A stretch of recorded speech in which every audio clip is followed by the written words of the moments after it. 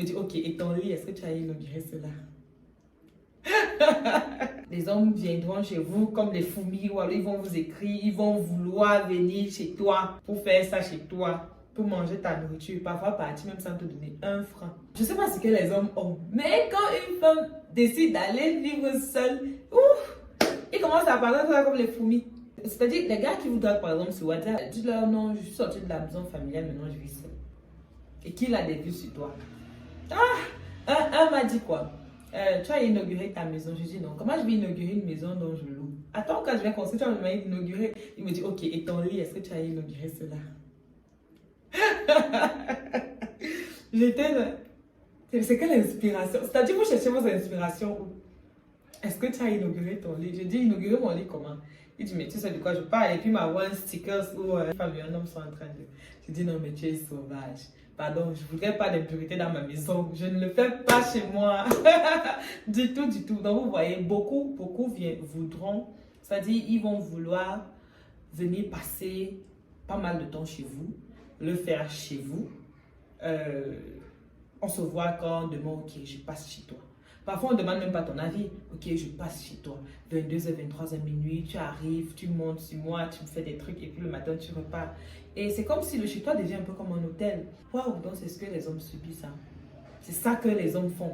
Donc vraiment, il faut savoir mettre des limites. Par exemple, quand tu es seul, à une certaine heure, on ne peut plus venir chez toi. Non, mon ami, 20h, c'est maxi. Si 20h passe, je ne reçois plus. Parce que parfois, tu n'as pas besoin de donner des explications. C'est le chez toi. Tu es ton propre chef, personne ne paye tes factures.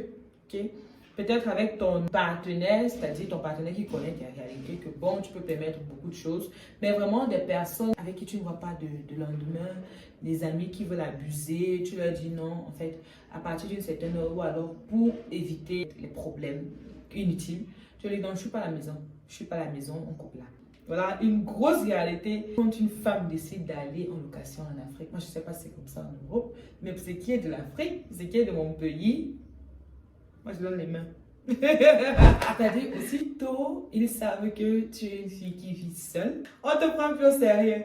Non, tu n'es plus une fille à épouser. Tu deviens comme du matériel, on t'utilise et puis basta. Je ne sais pas pourquoi les hommes se le disent. Quand une femme va vivre seule, décide d'aller peut-être en location ou vivre seule, ils se disent que, tu vois, elle a cet esprit d'indépendance là, elle fait ce qu'elle veut quand elle veut, du coup on ne pourra pas avoir le contrôle sur elle. Vaudrait mieux faire ce qu'on peut faire avec elle et la laisser à un autre venu. Et puis on va se dire non, peut-être elle ira d'homme à homme pour pouvoir payer à la fin du mois son loyer. Ce qui, dans la plupart des cas, n'est pas vrai. Ce qui n'est pas vrai dans la plupart des cas. Parce que je me dis que quand une femme quitte le cocon familial pour aller en location, pour aller vivre seule, c'est parce qu'elle sait sur quoi elle compte. Une forte raison, quand elle travaille, une femme a sa ressource, elle sait que non, si je touche par exemple 50 000 chaque fin du mois, je peux me permettre un espace de 10 000, ça pourra gérer mon mois. Et puis si elle a un copain, de temps en temps, il pourra la soutenir. Ça, c'est si elle veut, il pourra la soutenir. Et, bref, si elle n'a même pas de copain, bon sang, si elle n'a pas de copain, on a le problème. Donc, vraiment, c'est l'une des réalités dont les filles font face ici en Afrique quand elles vont en location, quand elles décident de quitter le cocon familial pour la location. Peu importe ton âge, que tu sois la vingtaine, la trentaine, du coup, ouh, voilà une fille, tu vois, on pourra faire ce qu'on veut. Si tu es exposé dans le cocon familial à 100%, quand tu décides de sortir et que tu vas vivre seul, tu deviens exposé à 1000%. Que ce soit les gars qui te draguent dans ton WhatsApp, que ce soit les personnes, ton entourage, le nouveau voisinage et tout ce qui va avec. Vraiment, il faut être très, très, très prudente. Il faut vraiment être très prudente dans la mesure où même le taxi que tu empruntes, non, j'ai quelqu'un qui m'attend à l'intérieur. Ou tu fais comme si tu passais un appel là. Ouais, est-ce que tu es déjà à la maison? Je suis en train d'arriver avec les choses et tout. Parce qu'une fois que quelqu'un sait que tu vis seule, toi la femme, tu es très exposée, hein? Peut-être on ne voit pas, vous ne voyez pas peut-être l'ampleur tout de suite, mais au fil du temps, quand tu passes tes nuits seule, tu sais que c'est d'abord toi. C'est d'abord toi, tu deviens exposé. Donc voilà aussi, il faut vraiment faire très attention à ce que vous faites sortir de votre bouche quand vous êtes au milieu des gens, à ce que vous dites aux personnes qui vous font la cour, qui vous côtoient, qui vous approchent. Quand vous êtes au milieu des gens, le maximum, je dirais. Non, je suis avec quelqu'un à la maison, petit frère, grand frère, mais il faudrait qu'on sache que tu n'es pas seul du tout. Parce que quand on sait que tu es seul, automatiquement, tu deviens une proie, peu importe dans tous les sens du terme, tu deviens exposé.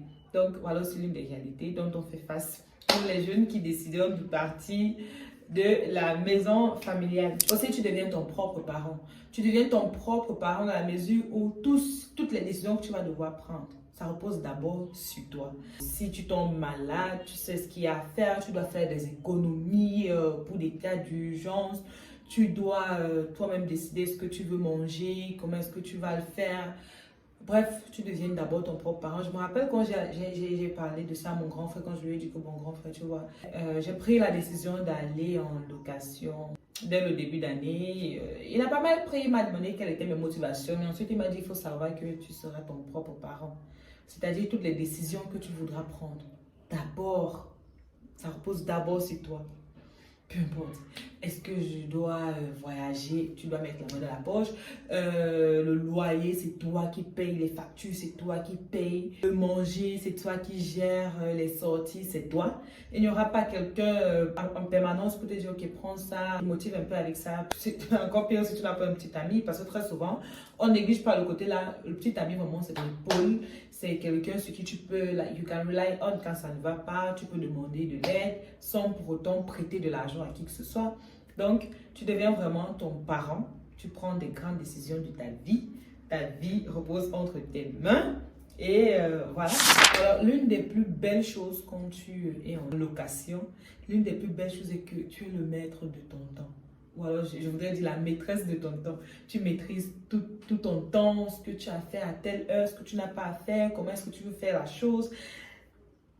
Tu es libre de tes mouvements, tu es libre de ton temps, tu es libre de ton espace. C'est-à-dire, si tu décides une journée de marcher toute nue, chez toi, tu le fais sans aucune crainte. Si tu décides de faire la vaisselle toutes les 2 jours, la lessive, c'est-à-dire que par semaine, tu fais ce que tu veux. Mais en même temps, c'est un piège parce qu'il y a beaucoup de personnes qui se laissent emporter par ce piège-là. Puisque tu es le maître de ton temps, tu décides est-ce que tu sors, est-ce que tu ne sors pas, est-ce que si tu es vraiment quelqu'un qui aime la fête et qui a quitté le cocon familial parce que tu aimerais avoir plus de liberté pour sortir. Moi, je pense que tu vas tomber dans un gros piège, dans un gros trou et tu vas te retrouver dans l'avenir au carrefour de si je savais. Parce que, un, tu ne manages pas bien ton temps. De deux, tu es dehors tout le temps, tu mets les statuts. Vraiment, ça ne donne pas une bonne image de toi. Tu vois quelqu'un, la plus belle chose que quelqu'un puisse avoir au regard des autres, c'est la réputation. Une jeune fille de la vingtaine, une jeune fille de la trentaine, sur qui on a peut-être des vues. On aura beau dire les femmes indépendantes mais quoi qu'on dise, on a toujours besoin de quelqu'un à nos côtés. Quoi qu'on dise, on aura toujours besoin de cette main masculine-là, cette force masculine-là. Donc, si vous êtes des personnes qui vous disent, bah, le mariage, moi je vis ma vie. Oui, à un certain âge, oui. Mais avec beaucoup de recul, quand vous allez atteindre un âge vraiment où ça va vous choquer là.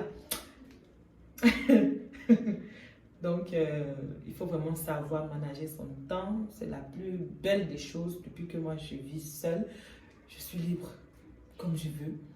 Je vais en famille quand je veux. Je vais chez mon ami quand je veux. Je sors quand je veux. Aussi, ce sont des finances et il faudra avoir l'argent. Donc, parfois, quand je vois que c'est un peu chaud chez moi, là, je rentre d'abord à la maison. Donc, c'est l'une des plus belles choses que quelqu'un pourrait avoir, qu'une femme puisse avoir. Surtout une femme qui a des objectifs vraiment précis à atteindre. C'est-à-dire, elle a besoin de se concentrer dans son travail. Elle a besoin d'avoir plus d'espace pour elle. Pourquoi pas? Oui, c'est une très belle chose. Moi, alors, l'une des réalités que nous, les femmes, on réalise quand on vit seul, c'est que on se rend compte de la cherté de la vie, de la cherté des choses, du coût de la vie, déjà le loyer. Il faut payer ton loyer chaque fin du mois, il faut payer les factures, il faut manger, il faut te nourrir, il faut te déplacer, il faut te vêtir. Il y a les parents, il y a peut-être une ou deux nièces, il y a les frères et les soeurs, de temps en temps, on t'appelle pour que tu les tiennes, il y a même des amis. Et s'il faut, par exemple, mettre des accessoires dans le chez toi, tu te rends compte que pour avoir un salon, minimum 200 000 francs CFA. Ça, c'est pour le salon. Il faut peut-être une table bureau si tu travailles depuis la maison, ou bien alors chaque mois, tu dois défalquer un budget pour payer le transport pour aller à ton travail, accessoriser la cuisine, les toilettes, le salon, ta chambre, le lit, les marmites, tout ce que vous pouvez imaginer. Tout ce que vous pouvez vous imaginer. Si personne ne vous a tendu la main, ça va sortir de vos poches. Donc tu te rends compte à ce moment-là, waouh, ce que subissent mes parents depuis qu'on est tout petit, s'ils scolarisent encore 1, 2, 3, 4, 5 enfants dans une maison où on doit vous nourrir tous les jours. Donc tu te rends compte de tout cela et tu deviens plus admiratif aussi en même temps pour tes parents ou pour ta tante, ton oncle qui te gardait. Tu es, waouh. En passant, je donne un coup de chapeau à mes parents, à tous les parents, vraiment à tous les parents qui se battent pour les enfants. Je vous donne un coup de chapeau. Et à tous ces oncles, toutes ces tantes-là qui ouvrent les mains à leurs neveux, à leurs nièces, à leurs homonymes. On connaît la famille africaine, vraiment la famille africaine, elle est tellement élargie que parfois je reste seule, je dis, je vais acheter ça en combien de temps? Je vais acheter en combien de temps? Parce qu'en même temps, il faut économiser. Je ne vais pas tout prendre et aller utiliser comme ça. Il faut économiser. Il faut vraiment savoir faire la part des choses. Aussi, tes priorités basculent incroyablement. Incroyablement. Déjà que tu dois faire des économies, tu dois toi-même t'entretenir d'abord. Donc, tu vois que quand tu étais en famille, tu pouvais facilement sortir, tu pouvais facilement organiser une sortie, deux sorties par là, parce que bon, tu passes la plupart du temps sous le toit de quelqu'un, on te nourrit, on fait tout pour toi, si tu es malade même, on t'amène à l'hôpital. Mais quand tu es seul, you need to keep some money somewhere, parce qu'on ne sait jamais, les urgences peuvent surgir. Tu vois, du coup, si tu es sorti vraiment pour te focaliser sur toi, ton devenir, les sorties là, si ça ne sort pas de la poche de quelqu'un, pour que toi-même tu enlèves l'argent, du coup, on va dire que moi, tu es devenu radine comme ça, moi, tu es devenu dur comme ça, tu n'as pas connu. Ils ne savent pas. Tu vois, ils ne savent pas. Ils ne savent pas. Mais c'est une grosse réalité quand tu décides d'aller en location ici en Afrique. Je pense même partout. Même de l'autre côté, que ce soit aux États-Unis, que ce soit en Asie, que ce soit en Europe, c'est pareil. Si tu décides d'aller vivre seul, tu dois être, you should be ready. Tu dois être prêt à dépenser. Donc, tes priorités ne seront plus, non, il faut que j'achète une belle greffe, mes copines doivent voir. Parce que quand tu vas acheter la greffe, là, mon ami, c'est l'argent qui va sortir de ta poche. Tu dois avoir un mindset de non, économiser d'abord. C'est vrai que bon, tu peux même économiser, tu ne jouis pas de ton argent parce que tu vas peut-être mourir ou ça va aller dans les urgences, maladies, tout ça.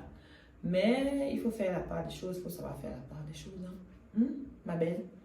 La liste, elle est tellement longue des choses, des réalités dont nous, les femmes, on fait face quand on décide de quitter du cocon de la famille, quand on décide d'aller en location. La liste, elle est tellement large, tellement vaste que je ne pourrais pas tout citer ici. Je ne sais pas pour vous, si vous avez des réalités particulières que vous avez vécues ou alors des constats particuliers que vous avez faits, n'hésitez pas de partager en commentaire, de nous partager votre expérience pour que nos petites sœurs, nos grandes sœurs qui aimeront aussi se jeter dans l'aventure puissent se préparer mentalement. Moi, ma soeur me disait toujours que, est-ce que tu sais que quand tu vas en location, les hommes, ils ne vont plus te prendre au sérieux. Les hommes ne vont plus vouloir. Mais je lui ai demandé que, mais toi, tu as la location, non? Pourquoi tu t'es mariée? Elle me dit non, c'est pas dans le même contexte. Et puis, j'étais à la location, je ne vivais pas seule, je suis allée avec un homme. Je dis, bon, d'accord, actuellement, mon petit ami, il sait, il connaît. Il va souvent venir aussi chez moi. Bon, si elle avait à venir, on n'est plus ensemble. Qu'est-ce que je pourrais faire? Donc, je ne vais pas être libre parce que, bon, le mariage, en même temps, il faudrait aussi un homme vraiment mature, vraiment très mature, un homme qui a le discernement, un homme très mature qui a le discernement, qui sait faire la part des choses et qui vous connaît vraiment. Donc, il faudrait aussi avoir pour petit ami un enfant. Il faudrait avoir pour petit ami quelqu'un qui, quand ça n'ira pas, il pourra se lever, venir. Quand ça n'ira pas, il pourra sortir de l'argent et donner. Je ne demande pas d'être matérialiste, mais de savoir pourquoi vous fréquentez les gens, de savoir pourquoi vous êtes en couple avec X, avec Y. Donc voilà beaucoup ce que moi j'apprends. Je fais qu'apprendre, je sais qu'à quelques mois et je fais qu'apprendre, mais je vous assure, c'est la plus belle des expériences. Je vous assure, à date, c'est l'une des vies que j'avais toujours rêvé. Pour les personnes qui aimeraient vraiment le faire pour des raisons justes, faites-le, n'hésitez pas. Moi, cette année, c'était do or die. Vous voyez, vous aurez votre paix intérieure, vous allez apprendre, vous allez grandir. Mais à toutes ces femmes qui ont décidé d'aller en location et celles qui iront, faites l'effort d'avoir une réputation d'une femme qui ne se laisse pas faire du tout. Moi, c'est tout ce que je peux partager avec vous dans cette vidéo. N'hésitez pas de liker, de vous abonner si vous n'êtes pas encore abonné. On partage plein de trucs dans cette communauté, plein d'astuces. On fait des rencontres avec des entrepreneurs, ouais, incroyable aussi. Il y a plusieurs playlists là, vous pouvez aller faire le tour et regarder. Ce sont des choses vraiment très intéressantes. Laissez un commentaire, likez, partagez votre expérience avec nous et dites-moi aussi s'il y a un constat particulier que vous avez fait. Dans la barre des commentaires. Sur ce, je vous dis à la prochaine vidéo. Take care of yourselves.